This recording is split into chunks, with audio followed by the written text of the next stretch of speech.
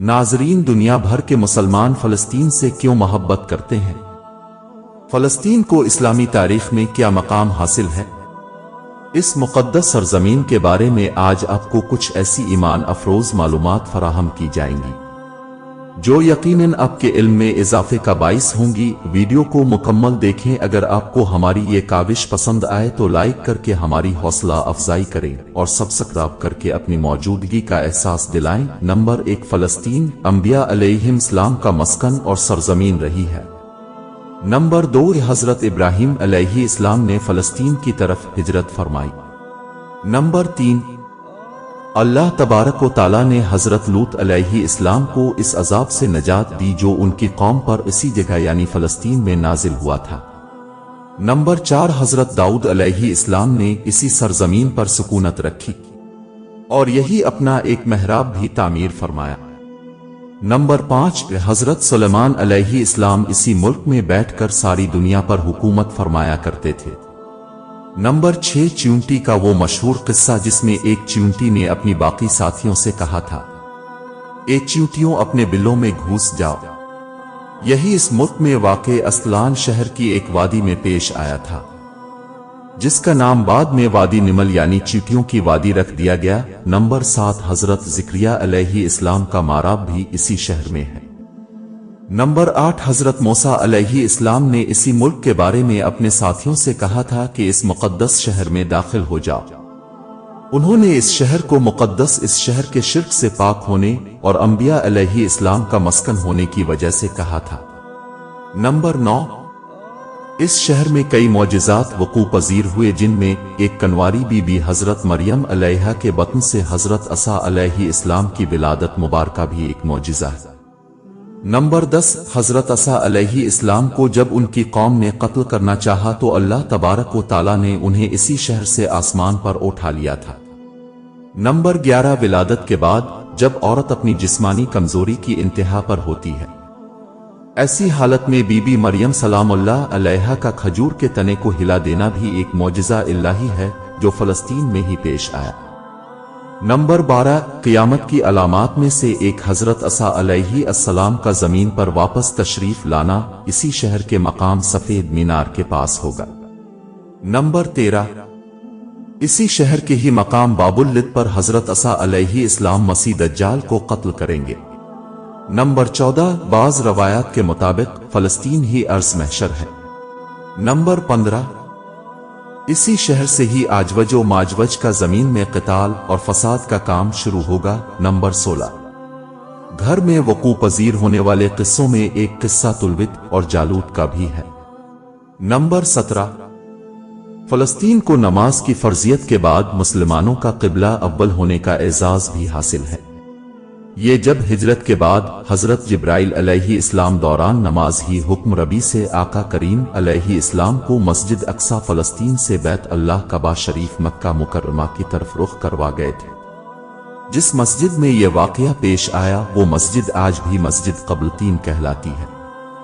Number 18, हुज़ूर अकरम सल्लल्लाहु अलैहि वसल्लम मेराज की रात आसमान पर जाने से पहले मक्का मुकर्रमा से यहाँ बैत अल मक़दस तशरीफ लाए थे। नंबर 19, सरकार दो आलम सल्लल्लाहु अलैहि वसल्लम की इब्तिदा में अंबिया अलैहिस्सलाम ने यहाँ नमाज अदा फरमाई। इस तरह फ़लस्तीन एक बार फिर तमाम अंबिया अलैहिस्सलाम का मस्कन बन गया। नंबर 20, सैयदना अबू ज़र रज़ी अल्लाह ताला अन्हु फरमाते हैं कि मैंने रसूल अल्लाह सल्लल्लाहु अलैहि वसल्लम से अर्ज़ किया कि ज़मीन पर सबसे पहली मस्जिद कौन सी बनाई गई? तो अब सल्लल्लाहु अलैहि वसल्लम ने फरमाया कि मस्जिद अल हराम यानी खाना कबा। मैंने अर्ज़ किया कि फिर कौन सी मस्जिद बनाई गई? तो अब सल्लल्लाहु अलैहि वसल्लम ने फरमाया मस्जिद अल अक्सा यानी बैत अल मक़दस में। ने फिर अर्ज़ किया कि इन दोनों के दरमियान कितना फासिला था? अब सल्लल्लाहु अलैहि वसल्लम ने फरमाया कि 40 बरस का, और तो जहां भी नमाज का वक्त पाले वही नमाज अदा कर ले, बस वो मस्जिद ही है। नंबर 21, वसाल रसूल अल्लाह सल्लल्लाहु अलैहि वसल्लम के बाद حضرت ابو بکر رضی اللہ تعالیٰ عنہ کو ارتداد کے فتنہ اور دیگر کئی مشاغل سے نمٹنے کے لیے عسکری اور افرادی قوت کی اشد ضرورت کے باوجود بھی ارض شام یعنی فلسطین کی طرف اب صلی اللہ علیہ وسلم کا تیار کردہ لشکر بھیجنا بھی ایک ناقابل فراموش حقیقت ہے۔ نمبر 22، اسلام کے سنہری دور یعنی دور فاروقی میں دنیا بھر کی فتوحات کو چھوڑ کر محض فلسطین کی فتح کے لیے خود سیدنا عمر رضی اللہ تعالی عنہ کا چل کر آنا اور یہاں پر نماز ادا کرنا اس شہر کی عظمت کو اجاگر کرتا ہے۔ نمبر 23، دوسری بار معراج کی رات بروز جمعہ 27 رجب 583 ہجری کو سلطان صلاح الدین ایوبی کے ہاتھوں اس شہر کا دوبارہ فتح ہونا بھی ایک نشانی ہے۔ نمبر 24، بیت المقدس کا نام قدس قرآن مجید فرقان حمید سے پہلے تک ہوا کرتا تھا۔ قرآن نازل ہوا تو اس کا نام مسجد اقصی رکھا گیا۔ قدس اس شہر کی اس تقدیس کی وجہ سے ہے جو اسے دوسرے شہروں سے ممتاز کرتی ہے۔ اس شہر کے اصول اور اسے رومیوں کے جبر و استبداد سے بچانے کے لیے 5000 سے زیادہ صحابہ کرام رضوان اللہ تعالی علیہ اجمعین نے جام شہادت نوش فرمایا، اور شہادت کا باب آج تک بند نہیں ہوا، سلسلہ ابھی تک چل رہا ہے۔ یہ شہر اس طرح شہیدوں کا شہر بھی کہلاتا ہے۔ نمبر 25، مسجد اقصی اور بلاد شام کی اہمیت بالکل حرمین شریفین جیسی ہی ہے۔ جب قرآن پاک کی یہ آیت نازل ہوئی تو ابن عباس کہتے ہیں کہ ہم نے بلاد شام کو اوتے یعنی انجیر سے، بلاد فلسطین کو زیتون سے، طور سینین کو مصر کے پہاڑ یعنی کو طور جس پر جا کر حضرت موسیٰ علیہ السلام اللہ سے کلام کیا کرتے تھے۔ نمبر 26، قرآن پاک کی تعلیمات کے مطابق امت محمدیہ صلی اللہ علیہ وآلہ وسلم حقیقت ہی میں اس مقدس سرزمین فلسطین کی وارث ہے۔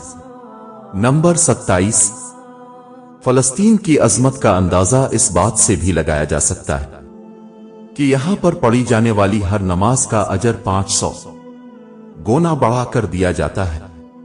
اب کچھ نسخہ جات پیش خدمت ہے۔ کمزوری کے لیے کیکر کی کچی پھلیوں کا شیرہ نکال کر اس میں ماش کے سالم دانے اس قدر ڈالیں کہ شیرہ 2 انچ اوپر رہی۔ جب شیرہ خشک ہو جائے تو ماش کے دانوں کو ہاتھوں سے مل کر چھلکا دور کرے اور اچھی طرح پیس کر دیسی گھی خالص میں بھون لے۔ اس کے بعد اس میں بقدر ضرورت مغز بادام، مغز پستہ اور مصری ملا لے اور صفوف بنا لے۔ 20 گرام سے 30 گرام ہمرا دودھ دے۔ شادی سے پہلے شادی کے بعد کمزوری میں بہت مفید ہے اور بہت مؤثر ہے۔